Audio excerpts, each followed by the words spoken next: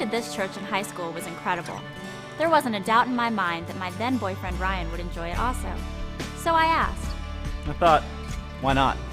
I mean, when your high school girlfriend asks you to go to church, what are you going to say? And so I went, and I loved it. And I loved it so much that I started taking messages on CD and put them in my neighbor's mailbox. And then I just asked. I just flat out asked them to go to church. And they said yes. I went, and I couldn't stop going. I convinced Mark to come, and he ended up giving his life to Christ. The funny thing is, now he invites people all the time. It just makes sense. If something is so life-changing, it's worth sharing with others. I'm so glad my wife asked. I'm so glad Ryan asked. I'm so glad my high school girlfriend asked. All you have to do is ask.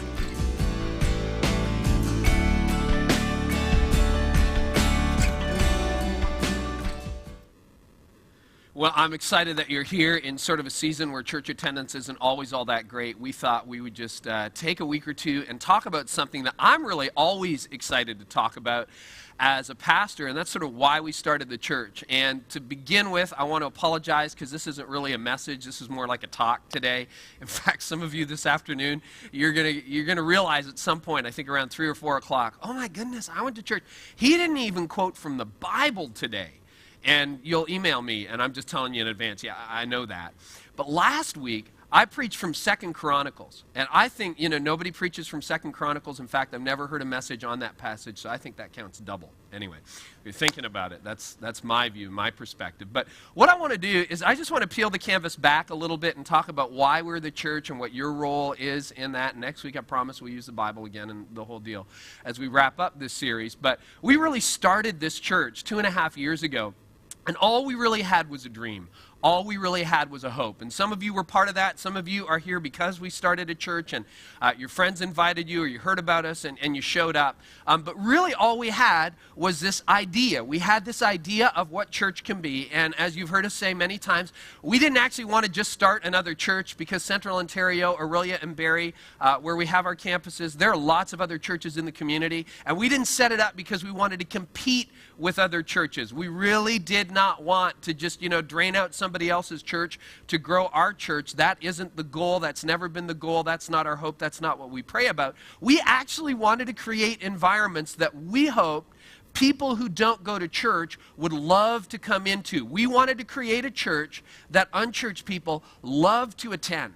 And so we had this idea, this dream that we would create an environment where people who have been in church for 10 minutes and people who have been in church for 10 years could coexist, and we could explore together what it means to be in a growing relationship with Jesus Christ. And that's what we started with in these theaters 2.5 years ago. And we prayed about that, and many of you remember those days, and they were hard days. They were exciting days. It's probably the most difficult thing most of us have ever done in our lives. Portable church is just a lot of fun, and every week there are new snags and there's new wrinkles. When you guys roll in here at 5:30 in the morning, you set up our environments at our campuses, and it gets crazy and it gets exciting. And I mean, do you remember in the first year, I don't know, we began to really doubt the providence of God because it snowed every single Sunday for the first year. And when you're a portable church and you're hauling 4 giant, trailers full of gear to your campuses, you really think, God, are you in this or not in this? But here we are 2.5 years later, and it's been an incredible journey. And so many of you have sacrificed so much. You've sacrificed your time, your talent, your resources. You've given sacrificially. You've shared. You've served. And it's been an incredible ride. And all that really fueled it at the beginning was this dream. This dream that even though for those of us who start the church, because the secret in planting churches is that you always plant with people who are believers, even though you're creating a church you hope unchurched people love to attend, it's really people who believe in Jesus and have a relationship with Jesus who fund these sorts of things and start these sorts of things and volunteer with these sorts of things. But our hope and our dream was that we wouldn't just be creating a church for us, we would be creating a church that we hoped would be a revolutionary force in Central Ontario. Again, to attract the 93% of people in our province who do not attend church. In fact, we had no idea where this was going to go, and when we were incorporating Connexus, and there's all kinds of, we're a non-denominational church, and so that means we don't really have a denomination. Surprise, surprise, it's not rocket science. But anyway, we're a non-denominational church, so we've got to incorporate ourselves with the government as a charitable not-for-profit corporation. And we are so excited about this idea that we actually incorporated federally, not provincially. And the idea was, we don't really know where this is going to go, and we don't really know how this is going to work, but we thought this maybe even has the potential, not just connects us, but this idea of creating church through people who don't go to church has the potential to change how church is done in Canada. And the reality is, a lot of us who started the church, and some of you who have joined us along the journey, have memories of churches, and probably, there were lots of great things that happened in the church that I grew up in and you grew up in. But one of the problems I think that a lot of us encountered is that church, when we grew up, was just weird somehow. It was a little bit oddball. And when I grew up, church had its weird moments. The way we did music, for example, in the church that I grew up in, was just very, very different from the culture. We had a choir, and it was sacred. The choir would come out, or we'd have hymn sings and the whole deal. And the people with the warbly voices, do you remember that, would sing? And it was kind of weird because, and I remember as a kid growing up, none of my friends listened to the people with the warbly voices on their boom boxes. That dates me. All right, you have your boom boxes. There's none of that music coming out. And there was this big divide between what was happening in church and what was happening in the culture. And it just got awkward and it got weird. And then a lot of us, we sat through messages that were in, kind of important. We knew it was important. And we were trying to grasp something from it. But at the end of the day, did we really know what was said? I mean, the number of times you could walk out of church and really have no idea what was being communicated was surprising. And that is surprising to me because I think the Bible, despite the fact that I'm not using a Bible text today, but I've already dealt with that, the Bible is the most exciting book I've ever read. And it's the most shocking book I've ever read and the most surprising book I've ever read. And I think one of the things that those of us who preach are going to have to give an account for in heaven is God's going to say, how did you take the most exciting book ever written in human history with some of the most incredible stories and the greatest drama going and make it boring? I don't understand that. Like when I talk to my friends about church growing up, it was like, yeah, church is just boring. It's irrelevant. It's not helpful. And we get around that. I mean, when you go to a message and you don't really understand what the communicator was saying, but they talk for 45 minutes, you feel like you should get something out of that. And so church people go, well, that was deep. That's what that was. That was deep. It didn't really help me. I don't really understand it, but it was very, very deep and very profound. But at the end of the day, a lot of the teaching of the church of the previous generation was interesting, and some of it was powerful, but a lot of it was not practical. And what use is teaching if it's not practical? I mean, at the end of the day, if you're not going to walk away with something that you can actually use in your life, what's the point? Very few people take an hour a week to do something that's completely unhelpful, unengaging, and irrelevant. We just don't do that. And at the end of the day, I think the Bible is incredibly powerful. I think it's incredibly practical. I think it's got more to say about our lives than we realize. It's got more to say to people, not just Christians, but everybody. It's got more to say to people because it's God's communication to us. And people ask all the time. Your friends are asking, I'm asking, you're asking, what does God say about this? If there really is a God, does he have a message for us? Does he care about us? Is he passionate about it? And I think we're sitting on the answer. We're going to talk about that next week. I think we're sitting on the answer, but somehow the message isn't getting out. So when we started the church, we wanted to create the kind of environment, the kind of church that unchurched people love to attend. And we wanted to create environments that were relevant, that were engaging, and that were appealing. And we wanted to create very appealing environments. Now, if you think about the church that, many of us grew up in or we visited, appealing can be difficult sometimes. I was always amazed, and this always bothered me in leadership, about where church leaders would put children, the very youngest of children. You know how to find the nursery in a lot of churches? Find the moldiest, most unrenovated room in the basement, and that's where you'll find the infants. It's like, this thing hasn't been cleaned in 20 years, it hasn't been, but nobody's using it, so we'll just put the infants there. In a previous ministry I was involved in, we actually built a church, and one of the discussions, built a church building, and one of the discussions for the building team at the time was, are we going to have a basement? And my position was, I would love to have a basement as long as you put the adults there. I said, if you want to put the adults in the basement, I'm all for a basement, and then we'll give the prime space to the kids. So many of you sacrificed, and you decided that when we started this church, we would do the very best we could to transform the theater into appealing environments. And you know what the number one issue for parents of preschoolers and infants is when they show up to a church? It's not just what did the preacher say out front. It's not just did my kids really learn about God. It's like, are my kids safe? Are they in a clean environment? Are they well cared for? Are they going to be cared for as well as they would be cared for at home? Is this an appealing, helpful environment? And I'm so grateful that so many of you have sacrificed so much, you've given so much, you serve week in and week out. We call our preschool environment Wambaland. We do the same thing in Upstreet and Extreme and in Inside Out. I mean, we just try to create appealing environments, because at the end of the day, when we started the church, we didn't think that actually Jesus was the issue.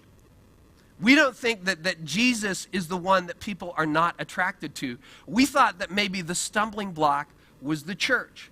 And if we could get out of the way enough, and we could create the kind of environment where people could gather, people from every walk of life, people who've got, a different religious upbringing, people who just grew up in an agnostic home, and atheists could gather, and skeptics could gather, and people who vaguely believe in God, and people who have their own spirituality, we could all gather together as a wider community and together explore what it means to be led into a growing relationship with Jesus Christ. That was our goal.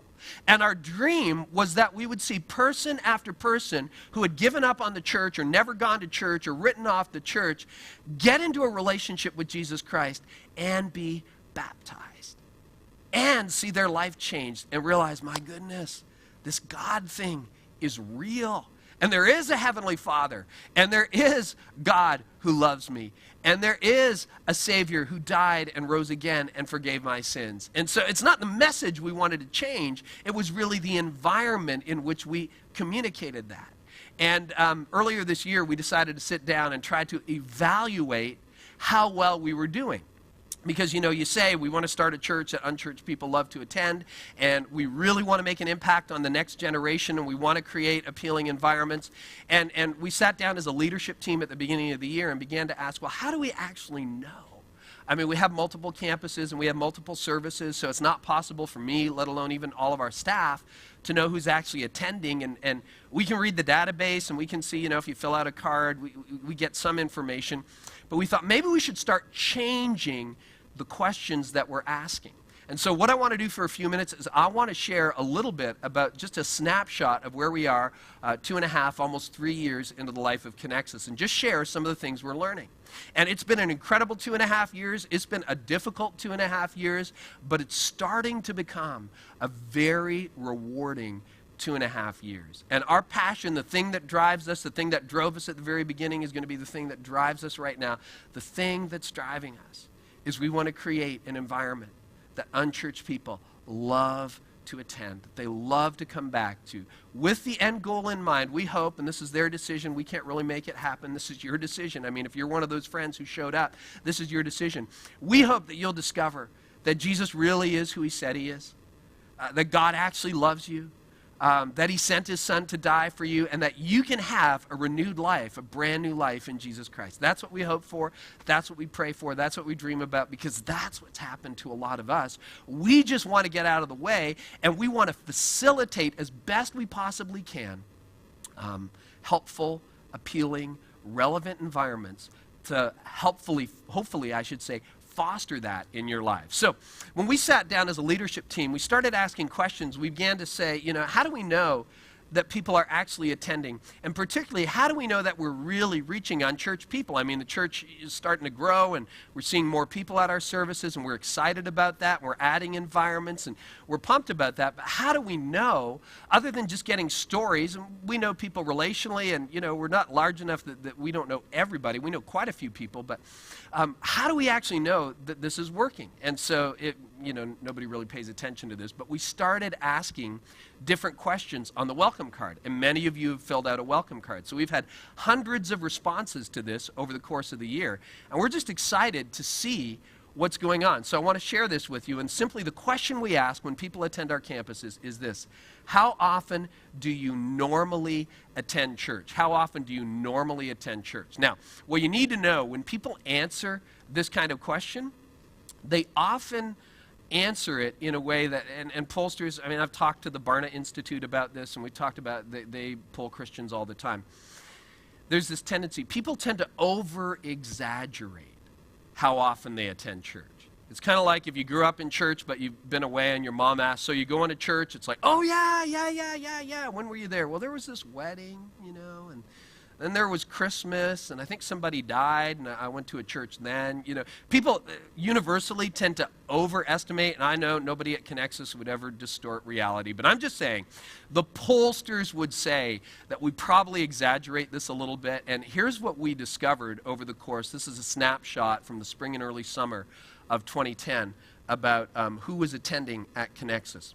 17%, we have a slide for this, 17% said, I don't attend church, period. I just never go. 24% said, I attend a few times a year. 17% said, I attend once or twice a month. And 41% said, they attend every week. Now, you may look at that and say, oh my goodness, you know, 41% say that they attend every week. Does that mean we're really fulfilling our mission? Man, when I saw that stuff, I got so excited. One of the secrets of church world that not a lot of people talk about is sometimes growth is actually not fueled by reaching our neighbors, our friends, our family members who don't go to church. It's actually fueled just by growing really, really green grass and having all the sheep from the other parts of town move to your church. And we didn't want to do that. We didn't want to just feed sheep, you know, better grain and better grass and the whole deal. We actually wanted to go out and we wanted to reach people who didn't go to church. And so when you look at that, if we can see the slide again, 17% said, admittedly, I just never go to church. 24%, and again, you know, the pollsters would say this might be slightly exaggerated. 24% said a few times a year, which means 41% had no pattern of regular church attendance. None. 17% said they attended once or twice a month, which again may be completely accurate, but that's not indicative of a deep commitment. 41% were like, yep, we were at church A, now we're at church B. What's exciting us, and we would like to see this grow over the years, but man, the majority of people, 68% of you who attend Connexus and have come over the course of this year are attending from a non-church background or only a semi-attendance background, and that's exciting us. That's why we started the church. Now, I was on a leadership call. I talked to leaders all over the place, and I was on a leadership call with some friends of mine in the United States. And as we were discovering this a few months ago and crunching the numbers, I shared this with them. I don't really have stats to back this up, but the jaws dropped. And one of the leaders who leads a very influential church, and they're growing like crazy, and he's in the U.S., he just said, you know, Kerry, I wouldn't be surprised if that puts Connexus in the top 1% in North America in terms of effectiveness in reaching unchurched people. He said, I'm not sure there's many churches I know. And you know what? Thank you.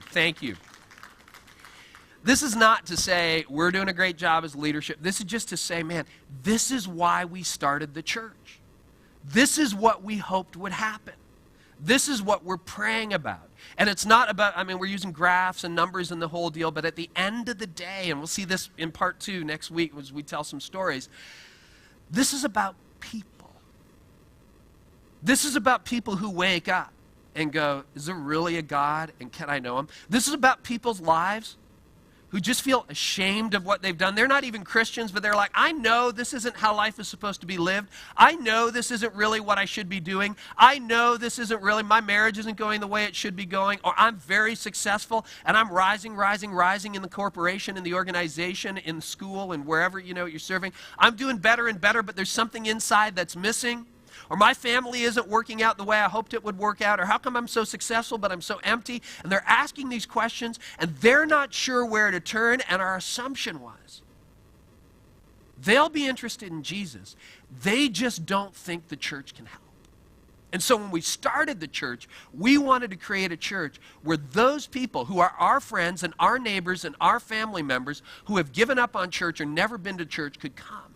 And we were just so excited to see that the majority of people, or at least 41%, we want to be, take a hard look at the data, are coming from that kind of background where there's really no committed church attendance. So we're just very, very excited about it. Second thing that drives us and fuels us around here, we were really passionate about reaching the next generation. I'm getting older. I'm in my mid-40s, the whole deal. And my kids are getting up there. They're getting up there. Yeah, they're teenagers. Anyway, so they're getting up there. But I don't want to create a church for people my age and older. And I love people my age and older, but I don't want to create, I don't, under my leadership, as far as, if God continues to entrust me with this, I don't want to get to retirement age and look around and see a whole bunch of people who, are my age and like the music that we do, Isn't it great to sing David Crowder songs? And isn't it cool when we drink Starbucks coffee and all the kids go, lame, It's going to happen one day. That's what happened with the previous generation. It was cool at one point in the 1940s or the 1950s. It just wasn't working anymore for the culture. I don't want to lead that kind of church. So one of the things that I pay attention to is, where are the younger leaders? Where are the younger families? How do we know we're successful? How do we know we're growing? And we start asking those questions. And I'll tell you, we've been encouraged. I don't think we've cracked the code on this one. We're trying to figure this out. We're trying to look at this. But, when I started out in church 15 years ago in leadership, I came to 3 small mainline denominational churches. And most of it, I was 30 years old at the time, almost everybody in the church was older than me.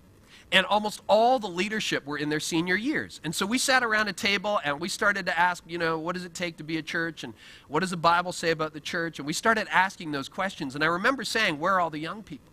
Where are all the families with kids? And, there's hardly any Sunday school. There's like 2 kids on a Sunday. And what do we do about that? And how do we do that? I'll never forget one of the conversations. It was fascinating.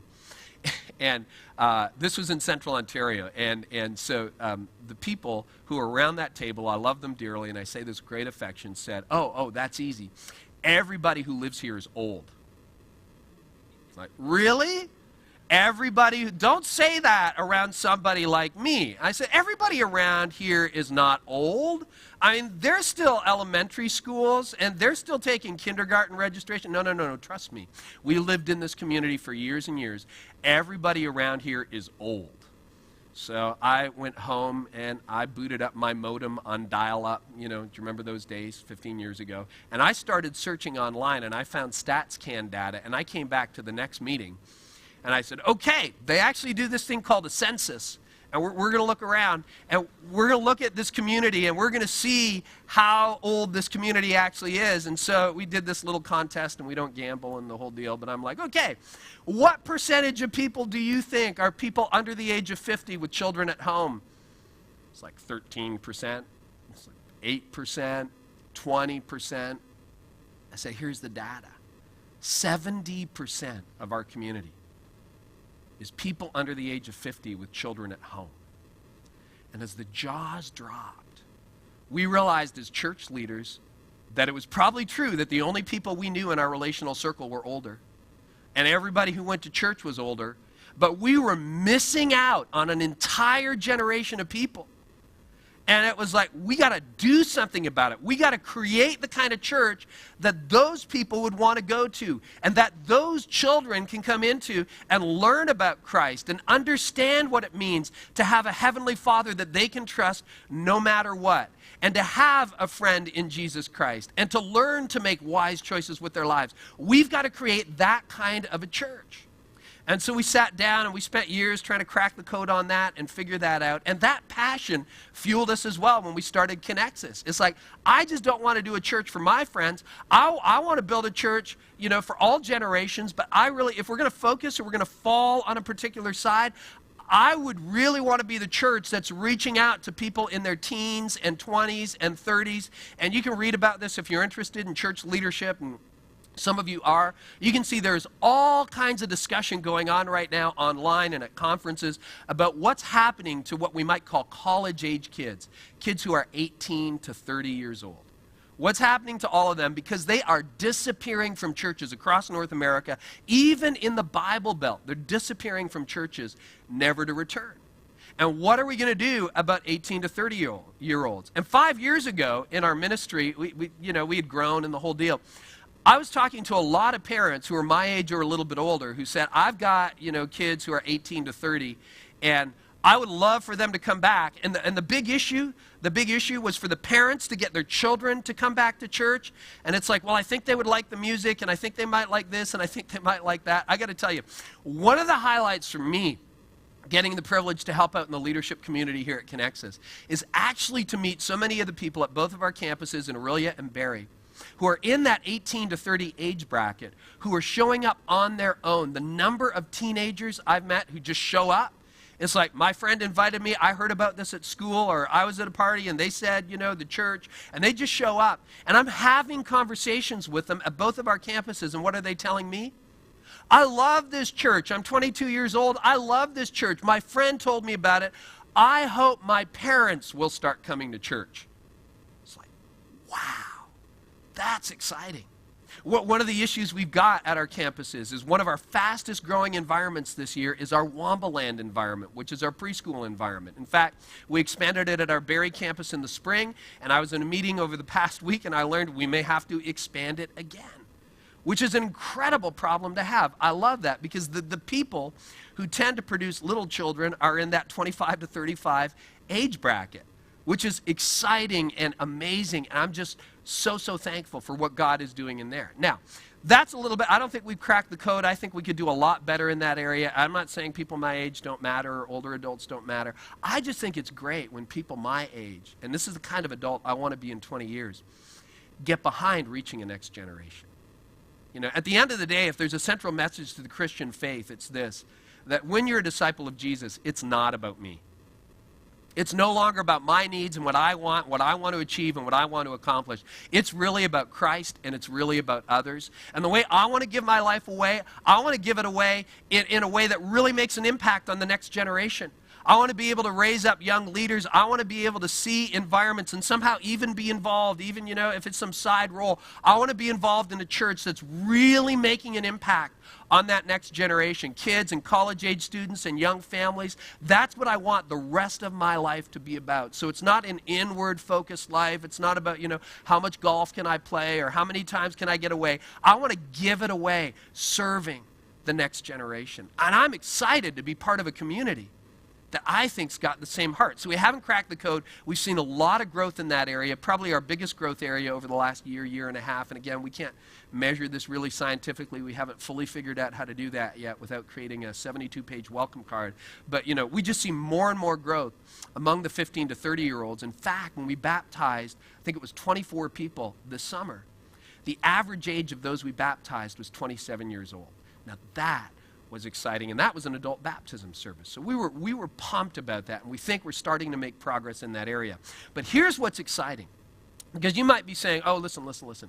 I know a bunch of 27-year-olds. I know some 25-year-olds. I know teenagers. You know, I kind of go to the other side of the mall when I'm walking, you know, and I see a group of them. I'm scared. I don't really know teenagers. But they're not interested in church. They're probably not even interested in this kind of church. They're just not passionate about that. I was blown away. One of the leading researchers on the church in North America today is a guy named Ed Stetzer, and he works with an organization called Lifeway Research. And I pay attention to what Ed's doing. In Lifeway, there's always American statistics. Everywhere you go, it's just American statistics. Well, he married a Canadian, which is cool.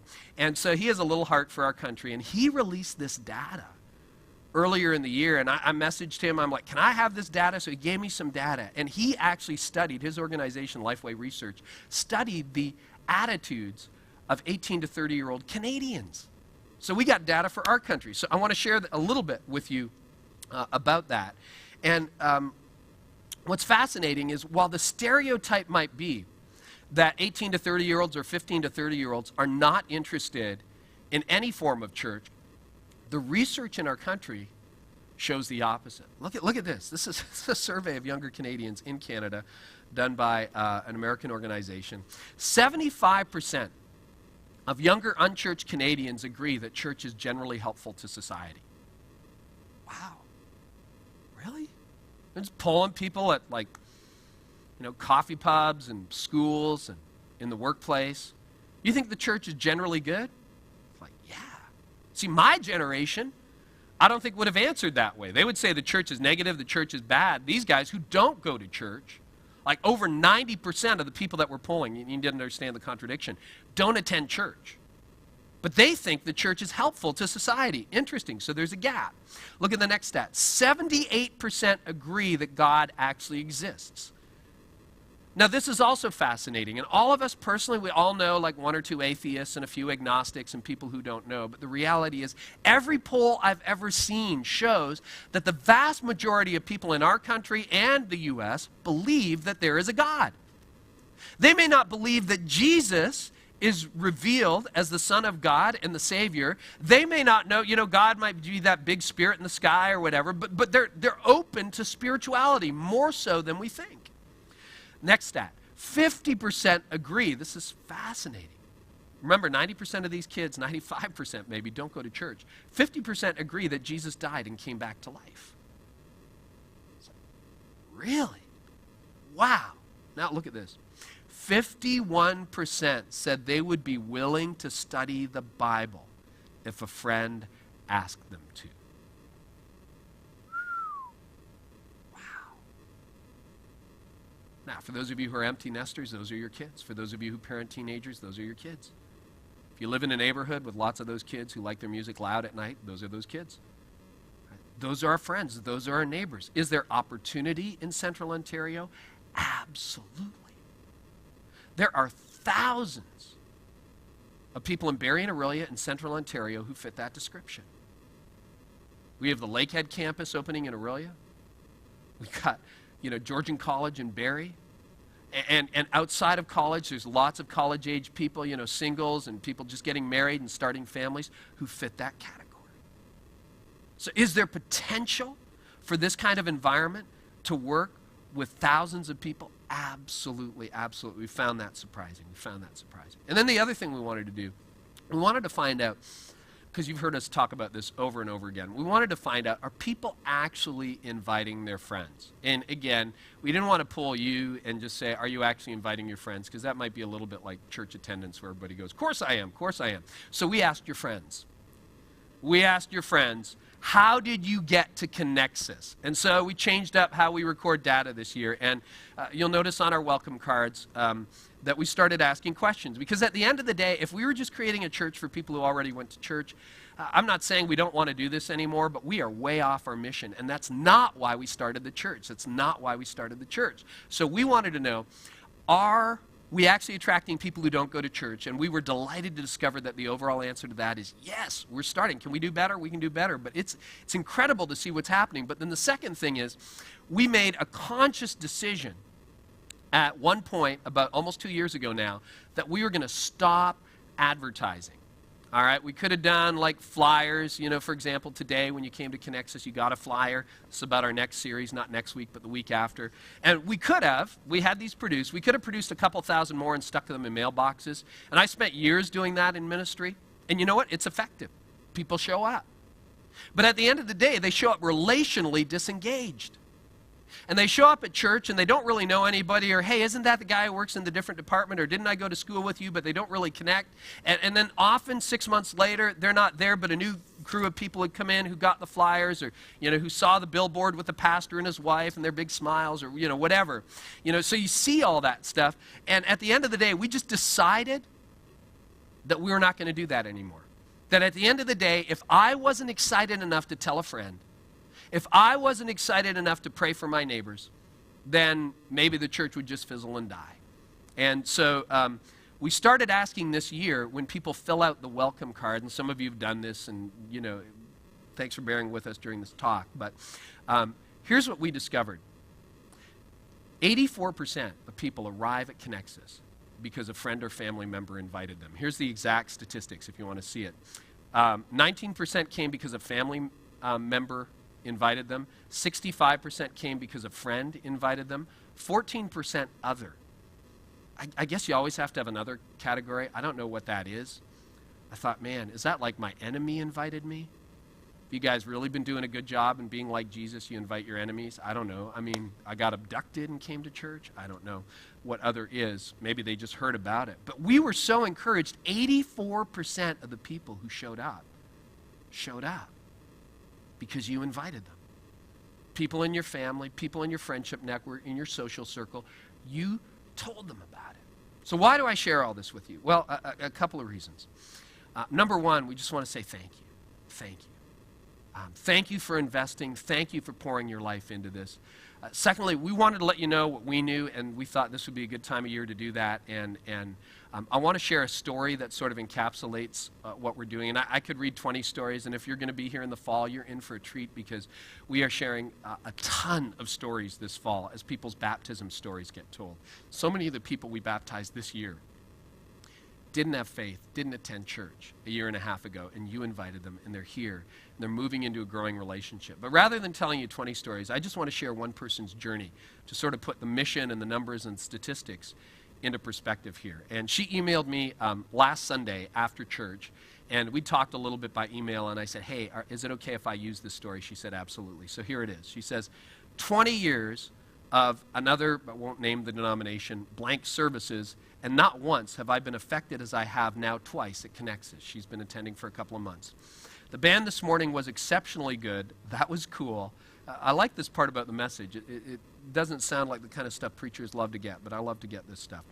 Your message, too, was good, but I'll admit I spent the majority of it insisting to myself that it didn't apply to me, that I already took too much time for myself. This was during the Time Out series, all about working too much and having time, prioritizing the important over the urgent.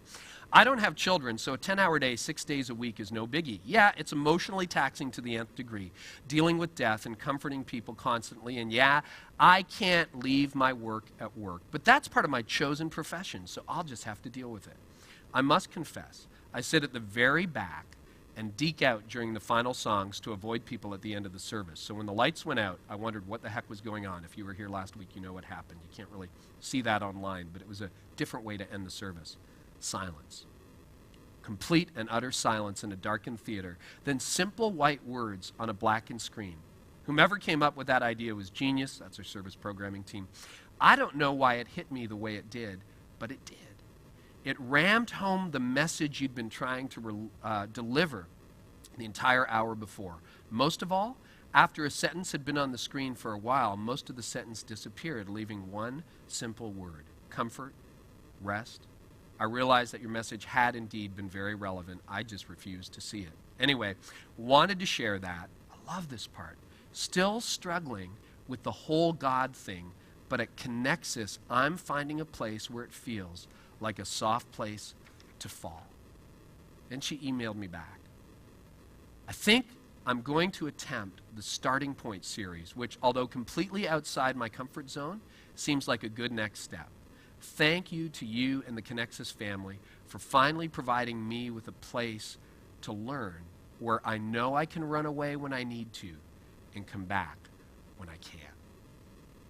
Just thought, wow, that's what we want to do. We want to create the space for people to be anonymous as long as they're anonymous. We want to create the space where people can build relationships, and we have those relationships in place before people need them so that they're there when people need them. And we create environments like Starting Point for people who are starting out in their faith, who still have questions, who haven't even made up their mind, so they can have a conversation about that.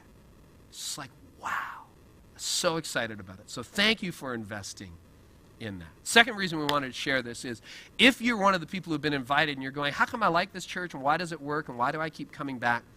Now you know the secret sauce. Now you know why we do what we do.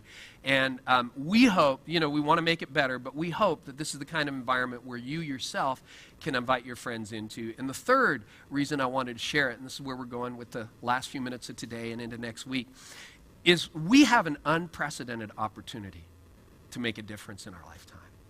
We have an unprecedented opportunity to invest relationally in the people we know. You'll notice at our church, we don't do look at our program. It's a single page. There's no activities on it. It's not like Monday night is prayer night, Tuesday night is Bible study, Thursday is women's group, Friday is men's group, and then, How do you build family time in the midst of that? And I'm not saying churches that do that are wrong, but we've just been very, very intentional in keeping our programming very, very light and actually not programming, creating steps, not programs, and trying to move everybody into a community group. That's just one night a week or every other night, and try to create steps to get there. And why are we doing that? We're doing that because we want you to have a life. because we want you to put your kids in community sports, because we want you to build relationships with your neighbors, because we think that's the way God intended us to live our lives. And relationally, when you start to build into other people and you start to really reach out to them, you have a potential to impact people spiritually in a very, very powerful way. Now, I know in our culture and in our Canadian thing, oh gosh, could I really invite somebody to church? And don't you're not supposed to talk about that, and how does that work? Well, here's one thing that we've kind of learned over the last little while. There's a world of difference between how you invite people. One way you can do that is you can just inform them. You can tell them, hey, I go to this great church. It's Connexus. We meet at the Galaxy Theaters. You should come sometime. Hey, at some point you should come to church. And some of you have been doing that. I've been doing that. I tell my friends, and sometimes as a preacher, you got to really go outside because all the Christians call you all the time, but the non-Christians never do. So I build time into my life and into my schedule so that I have intentional time with people who are outside of our community and inside, try to build a community that's bigger than that. But what we've discovered over time is it's really easy to inform people. So for example, my family moved to a new house late last year. We've been there less than a year. And so there's this new matrix of relationships. And I have this one neighbor, I'm getting to know reasonably well. And one day I came back early from church, and he's like, hey. And I'm like, hey, how you doing? He goes, you're back early today? I said, yeah, I'm back early today. He says, come over here, give a spin. I'm like, what? What? He says, I want to see your church clothes.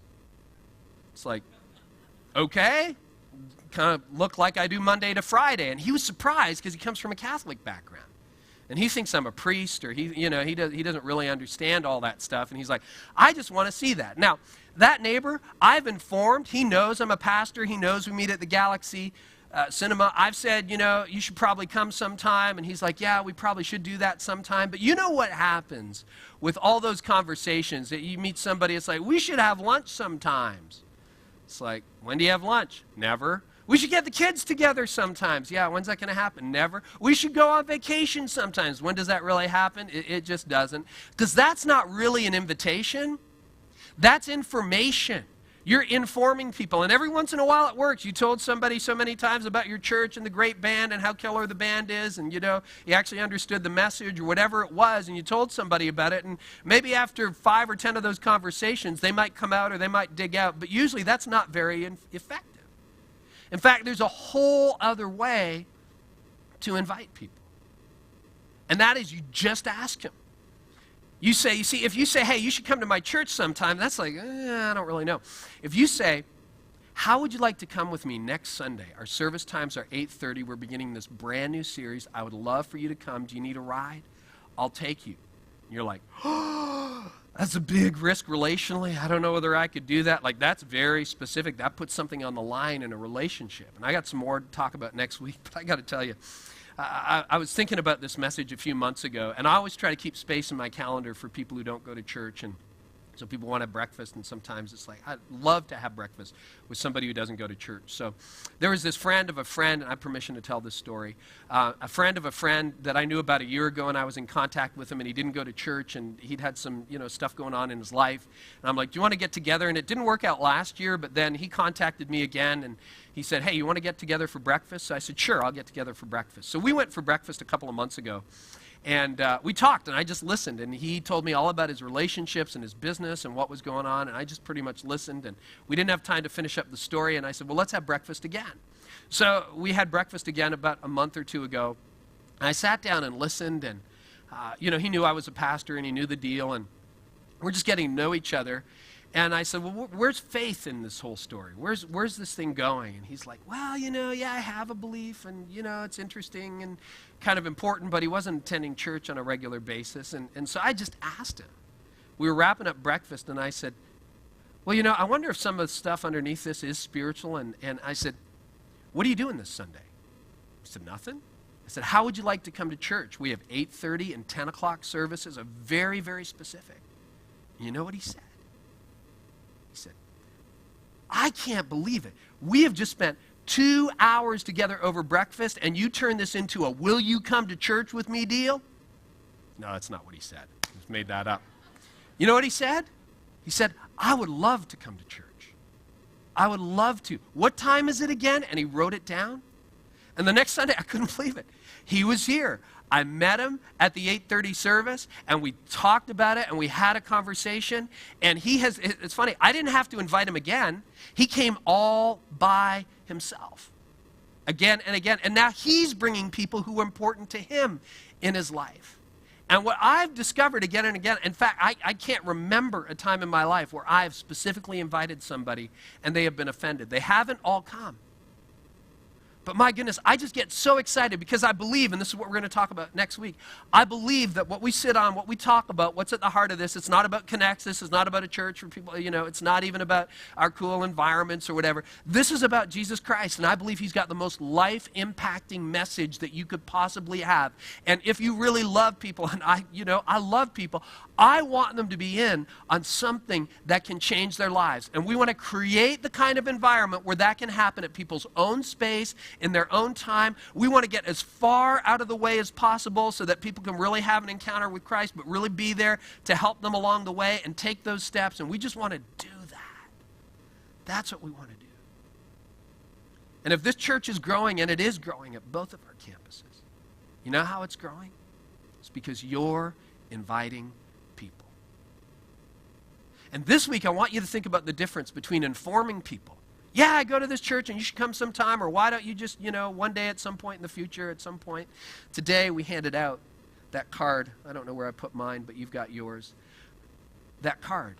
And we don't do that because we want to tell you about the series. We give out those cards because it's something you can hand to a friend. And I would love to ask you, who do you think is in your relational sphere that you say, man, I just think their life would be better off a year or two down the road if they came into a relationship with Jesus Christ. And then I want you to pray about this and act on it. I want you to think about inviting them to the next series. At our Barrie campus, it starts September 12th. At our Aurelia campus, it starts September 19th. Just invite them and say specifically, we have 2 services, 8:30, 10 o'clock. I'll pick you up. We'll meet you there. We'll sit with you because they're your friends. Invite them. And the amazing thing about that is that if you do that once or twice a year, or, you got friends and you invite them, and if they say no, that's okay. You got a relationship with them. You're still friends. But once or twice a year, see, that could lead to someone being baptized. That could lead to somebody years from now going, wow, what a great relationship in my life. And I'm so thankful for my golfing buddy. I'm so thankful for my coworker. I'm so thankful for my neighbor. I'm so thankful for my friend who invited me and showed me that all of this was real and opened up the door for a whole new way to live. If you're thinking about a friend or a family member, I would just encourage you, just ask. Just ask. Let's pray together. Heavenly Father, this is time for us to really be challenged, I guess, Lord. Challenged to think this through, challenged to process this at a deeper level, that maybe you'd put us in a place with relationships at work and in home and with friends and in our social circle. And Father, I ask you would grant us favor in those relationships. I know so many of us are so grateful for the people you put in our lives who have been spiritual catalysts for us, for the friends who have invited us. Help us to be that friend to somebody else. And I ask, Lord Jesus, that as we process this today, you would bring to mind, and some of us already have that person in mind, 1, 2, or 3 people that we might invite, that we might ask. Not for the sake of Connexus, not for our sake, but for the sake of them and for the sake of you. And this we ask in Jesus' name.